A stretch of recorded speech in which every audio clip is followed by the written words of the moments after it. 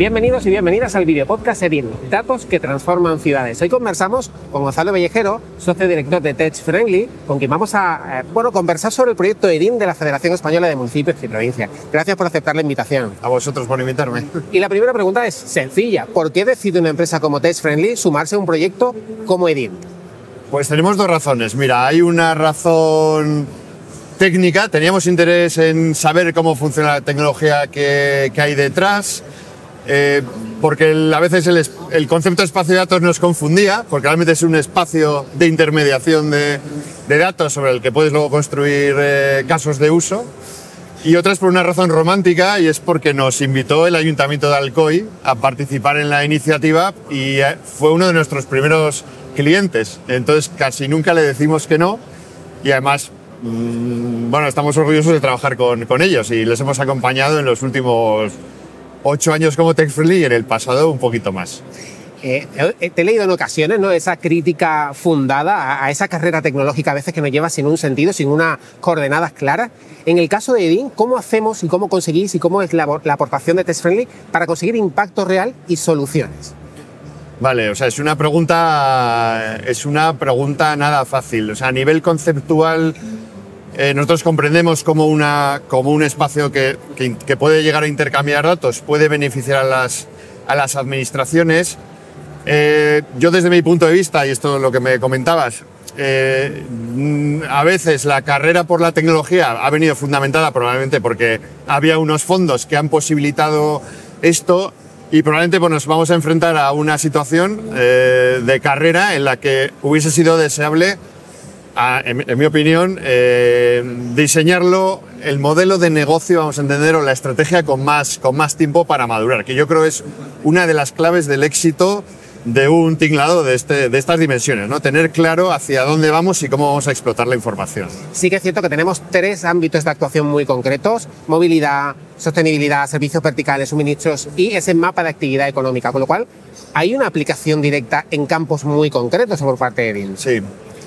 Sí, pero aún así tiene su parte buena. Oye, se ha decidido abordar uno que me parecen además unos ámbitos que en todas las ciudades a todas les duele el zapato ahí, en muchísimos sitios, pero bueno, se ha concentrado.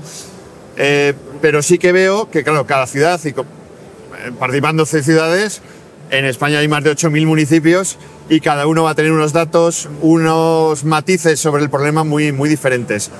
Existe ese reto ahora, cuando se va a poner en marcha la iniciativa, de alinear a todas las partes para construir esos casos de uso que sean de utilidad para el resto. Yo sí que veo, en algunos casos, si quieres ahora los comentaremos, pero sí que veo que hay cosas que son muy interesantes o fáciles de ver. Otra cosa es el cómo vamos a llevarlas a la práctica entre todos. Claro. Es la parte compleja. Claro, para conseguir ese encaje de todos esos sistemas previamente existentes en cada de esos ayuntamientos, al final se trata de generar un modelo de espacio de datos que priorice la interoperabilidad, la colaboración entre diferentes subsistemas, ¿no? ¿En qué medida EDIN contribuye a esa homogeneización? A ver, el propio concepto espacio de datos, que utiliza unas tecnologías que están preparadas precisamente para establecer esas reglas de intercambio de datos. Entonces, desde ese punto de vista, o sea, la propia definición del bicho, vamos a llamarle con cariño, contribuye a la interoperabilidad. Sí que es cierto que luego cada una de esas interacciones es cierto que van a tener que disponer de adaptadores para poder engancharse a cada una de las fuentes de datos. Eso es una dificultad añadida, no creo que sea la mayor, porque hoy en día el conectar los datos o ponerlos a disposición pues no es lo complicado, pero por lo menos es un paso para que las ciudades, y ahí sí me parece que hay un gran valor, por lo menos que hablen el mismo idioma o haya un traductor que nos permita hablar el mismo idioma para compartir datos. Es uno de los grandes desafíos, el hacer, evidentemente, que esos datos hablen el mismo idioma de alguna manera. Eso es. Conseguir que fuentes muy diversas, datos que proceden de diferentes entidades locales que han funcionado de una manera muy diferente, puedan conectarse. ¿Cómo podemos hacer que esa información de ese repositorio, de ese espacio de datos compartido, sea aprovechable para la toma de decisiones por parte de los gestores municipales? Vale. Yo esto no sé, podemos también hablar de ejemplos, porque sí, es complejo. Al final, el tener acceso a datos de otros municipios, a ver, puede ser interesante. Yo creo que se puede ver con algún yo creo que igual el caso del mapa de actividad económica que se llama, que puede ser un caso fácil, ¿no? Al final, si yo tengo solo datos de mi municipio, normalmente no tengo datos suficientes, por ejemplo, de comercio, o los tengo muy parciales o he conseguido hacer un mapa. Pero sí que ha pasado que, en general, cuando nosotros hemos trabajado en iniciativas similares, el pasado no lo hemos tenido registrado. Entonces, saber qué factores de contexto de la ciudad han influido en que se desarrolle la economía o el comercio de una manera u otra es complicado. La cosa cambia si yo tengo acceso a otras ciudades, por lo menos, entonces me puedo comparar. Ahora vamos a tener con el proyecto piloto, pues con 12 ciudades. Claro, si esto se extiende y todas las ciudades pueden contribuir a aportar datos, no solo del comercio, de la empresa, que hay fuentes de datos abiertas o comprables, ¿no?, que lo pueden hacer, pero sí con esos factores de contexto. Yo creo que, por ejemplo, pues ahí sí que yo no me puedo comparar con mi pasado y ver cómo he evolucionado, pero igual sí con otras ciudades y analizar diferentes contextos, ¿no? Y planificar estrategias de promoción económica o de apoyo al comercio en un sentido. Esto pues nos lo podemos llevar también a movilidad o a energía. En energía quizás sea más fácil de ver o no, pero bueno, pues imagínate también que estamos midiendo cómo consumen energía los edificios, pero tenemos información de cómo son esos edificios, entonces nos puede ayudar a identificar cómo una estrategia que ha servido bien en un municipio podría servirme a mí si tengo edificios de una categoría similar, por ejemplo, o sea, hablando un poco muy por encima, ¿no?, pero como ejemplo. La digitalización plena en la administración local todavía es un desafío en municipios más pequeños, todavía incluso en los medianos. ¿Cómo puede una iniciativa como Edin ser, digamos, una palanca de cambio interna en esas organizaciones para que se produzca ese cambio de mentalidad y esa adopción de la cultura del dato? Claro, a ver, aquí estamos, yo creo que hablamos de dos planos distintos y hoy que estamos aquí en Smart City Expo, además es como muy evidente, ¿no? Hay una parte que está muy más de cara a la calle, de servicios de sensórica o de probablemente datos como los que estamos hablando, de servicios que se prestan en la calle, y luego hay otro plano diferente en la gestión interna, en el backend de los ayuntamientos, el cómo no solamente tramitan los expedientes electrónicos, sino todo el trabajo que se hace por detrás, que muchas administraciones se hace, si quieres, sin ofender a nadie, pero con tecnología de hace 25 años, del año 2000, y seguimos utilizando la ofimática y el email como manera para trabajar, ¿no? Y seguimos siendo muy docucéntricos. Esa parte de Smart City va mucho más rápido y más evolucionada y es más visible que esa parte de atrás. Entonces se está creando un gap muy grande entre las dos. Y resulta que estamos implementando inteligencias artificiales, sensores, mogollón de datos y dashboards cuando estamos gestionando expedientes de manera muy manual en muchas ocasiones, en todo tipo de administraciones. Entonces, sí que es cierto que lo que vas aprendiendo de un tipo de soluciones lo puedes llevar hacia tu organización, pero toda esta parte de Smart City o espacio de datos va muchísimo más rápido. Y a veces no todo es trasladable, ¿no?, a la gestión del expediente de todos los días y que a veces genera problemas, ¿no?, en la ciudadanía, porque las cosas se hacen a veces lentas, la percepción, la contratación, pues es la percepción, no todo se puede hacer súper rápido y nos estamos vendiendo que tenemos unas plataformas de intercambio instantáneo de información. Entonces ahí se crean dos planos con los que tenemos que convivir, el cómo trasladar un espacio de datos. Bueno, yo creo que la visión integral de cómo compartimos datos en muchos casos puede ser útil, ¿no? Por ejemplo, pues pasar de esa visión centrada en el expediente a la visión, por ejemplo, pues en urbanismo, que trabajamos sobre las parcelas o el espacio físico, la energía son los vatios. Entonces yo creo que esa visión sí que se puede trasladar, pero se requiere tiempo, transferencia de conocimiento, cambio cultural, muchísimas cosas. En esa línea precisamente, ¿qué grado de madurez mínimo debe tener un ayuntamiento? ¿Qué pasos previos debe dar para que su participación efectiva al máximo pueda desarrollarse con plenas garantías en el marco de Edin? Vale, yo creo, al final, como esto depende de las personas, y yo creo desde la cultura corporativa de los ayuntamientos, y yo creo tradicionalmente, al menos en mi experiencia, siempre ha habido gente que han tirado más del carro. O sea, esto ha sido siempre cosas de personas o de equipos, y esos equipos han conseguido transformar las cosas. Entonces yo creo que va de eso, del cambio de mentalidad, cambio cultural, no tanto de saber más Python o más de inteligencia artificial, sino de como organización estar preparados para asumir un cambio, o sea, poder asimilarlo. Yo creo que es más un tema de cambio cultural, de estrategia y de mentalidad, que de saber de qué va la cosa, porque hoy en día es imposible estar al tanto de todo. O sea, eso yo creo que es evidente. ¿Cómo puede apoyar precisamente esa visión propicia, favorable al cambio internamente en las organizaciones, en los ayuntamientos, precisamente ese ecosistema que se va a establecer a través de los CEOs entre administración,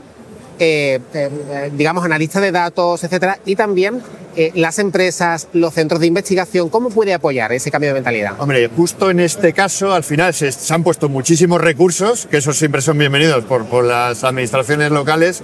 Entonces, claro, el hecho de que haya unas oficinas que tienen personas que se van a dedicar a esto, en el que nos hemos involucrado también las empresas, que los ayuntamientos también se están involucrando con recursos, ¿no? Y encima hay recursos, ¿no?, del gobierno y de la federación, de todo el mundo.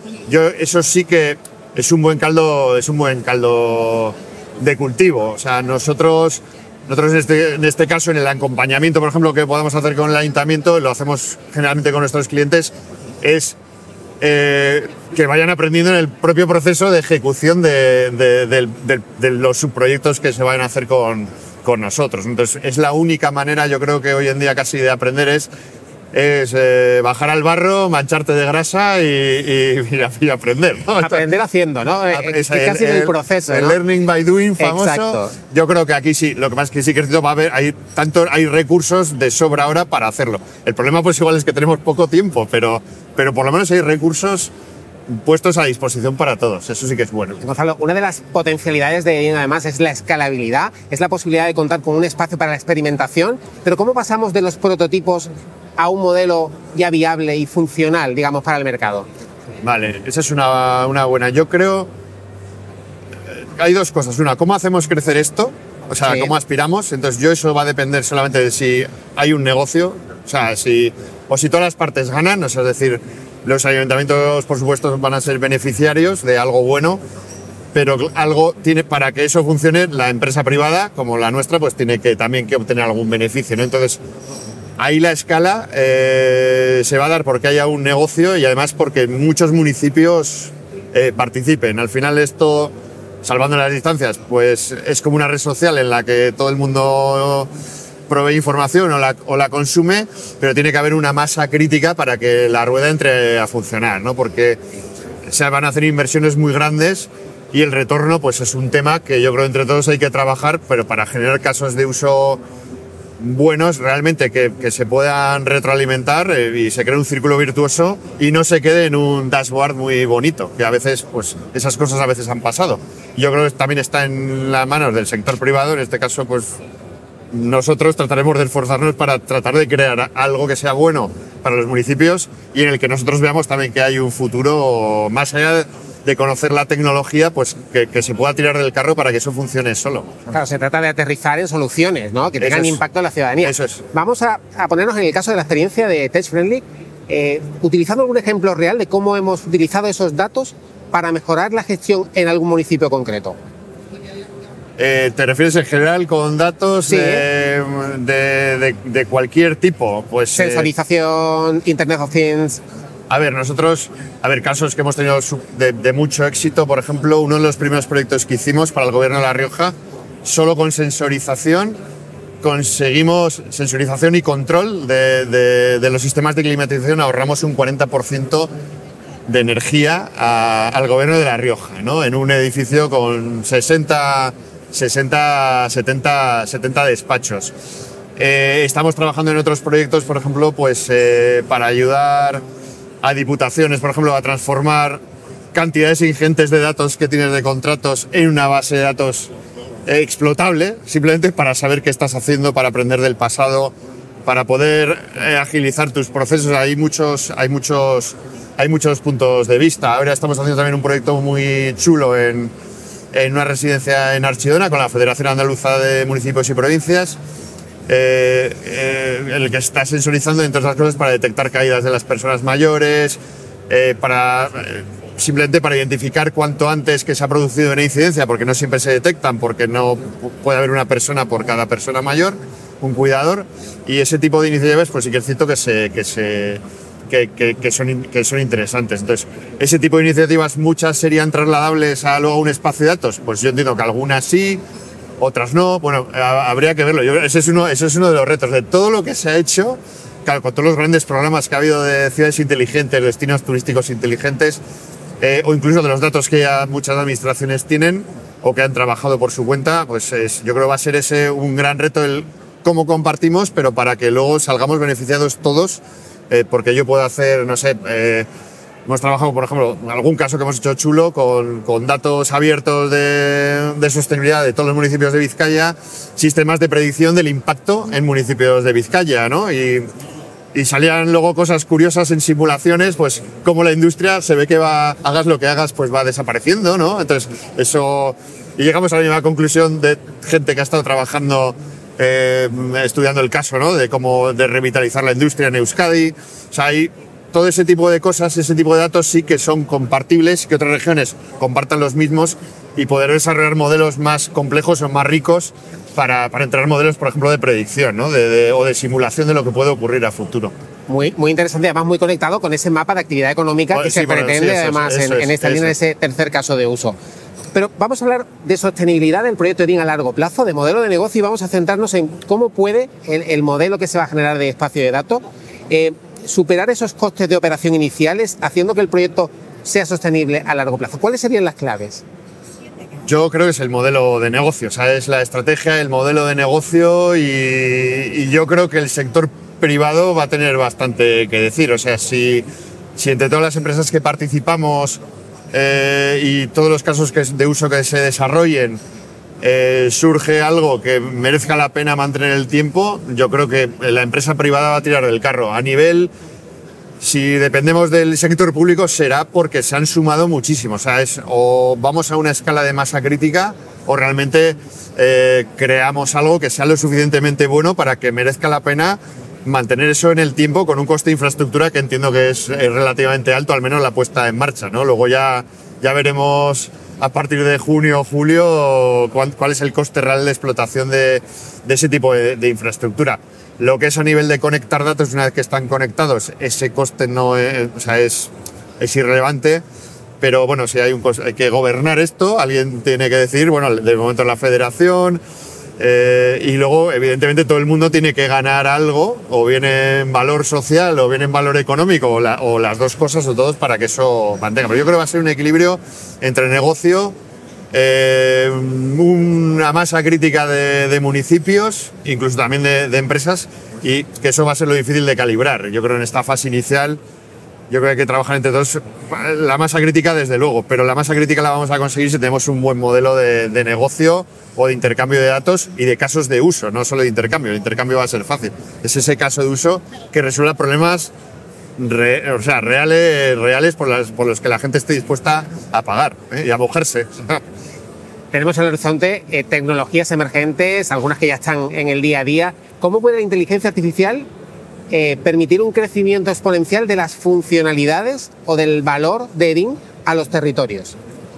Vale, a ver, yo siempre creo, esta es mi opinión y siempre lo digo, si hay muchos datos, si trabajamos con datos, porque tecnologías de inteligencia artificial hay muchas, y necesitamos muchos datos y que estén bien curados y de una manera homogénea. Luego ya veremos si son mejores o peores.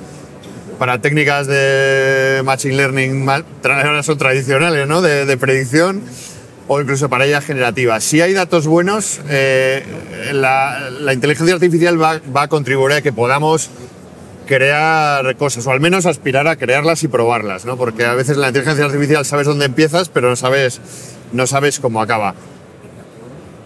Pero, o sea, ese sería un poco, si quieres, el fin. Pero la inteligencia artificial sí que puede contribuir, por ejemplo, a ayudarte a curar datos, a estandarizar datos desde la base. Nosotros, por ejemplo, ahora estamos en varios proyectos en los que estamos trabajando, en 3 en concreto, con decenas o cientos de miles o decenas de millones, perdón, cientos de miles o decenas de millones de documentos. Y la IA generativa o técnicas parecidas sirven para extraer datos y generar información que luego te facilita explotar esa información. Yo creo que ahí hay una parte importante, ¿vale? Y una vez que tienes eso, sí que es cierto que luego, cuando tienes ya muchos datos de mucha gente, la IA te puede ayudar a tener más datos mejores puedes construir otros casos de uso adicionales, ¿no? O predicción, simulación o cualquier otra técnica para el caso de uso que toque en ese momento. Test Friendly forma parte del Centro de Excelencia y Oficina del Dato de Alcoy. Desde su punto de vista, ¿cuál es la mayor riqueza que tiene esa conversación a varias partes, ¿no?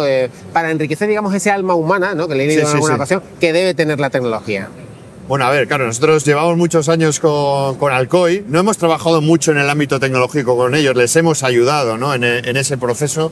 A veces estamos en un lado, a veces estamos en el otro y les hemos ayudado más a nivel estratégico. Entonces, bueno, es una casa que conocemos desde hace mucho tiempo, a la que tenemos mucho cariño y más o menos nos entendemos bien. Hemos dado un primer paso de entender, oye, qué podíamos, con lo que conocíamos o lo que les podíamos aportar en el súper corto plazo, que probablemente la idea puede ir evolucionando en estas próximas semanas, ¿no? También cómo evolucione el proyecto Edin, pero yo creo que ahí surgirá una conversación, un toma y daca con ellos ahora y con el objetivo de que realmente ataquemos algún problema serio que tengan dentro de los 3 ámbitos que tienen. Pero vamos, va a ser un proceso de conversación. Trabajamos con ellos en ámbitos estratégicos y tal, entonces ya te digo que nosotros en otros casos de uso también les podríamos ayudar, pero dentro de estos pues estamos también haciendo un esfuerzo con ellos para identificar cómo posicionarse bien y que realmente elijamos algo, ya te digo, que contribuya precisamente a aportarles valor a ellos y entendemos que también a otros municipios con los que colaboran, ¿no? Que Alcoy es una ciudad que trabaja mucho en red, con lo cual yo creo que es más un tema, insisto, en negocio, estrategia, en atinar bien con qué pregunta quiero responder. Siempre insisto mucho en el para qué, ¿no? ¿Para qué quieres hacer esto? Luego ya pensamos el cómo, pero para qué, ¿no? El qué y el para qué, que me parecen súper... Y esa es un poco la conversación que hay que mantener con Alcoy. O sea, Gonzalo, te voy a pedir una reflexión final para nuestros seguidores. ¿Cuál sería el mensaje que lanzaríamos a las entidades locales o empresas que aún no están explorando el potencial de los datos, esa cultura de la colaboración en un espacio compartido, para animarse a participar?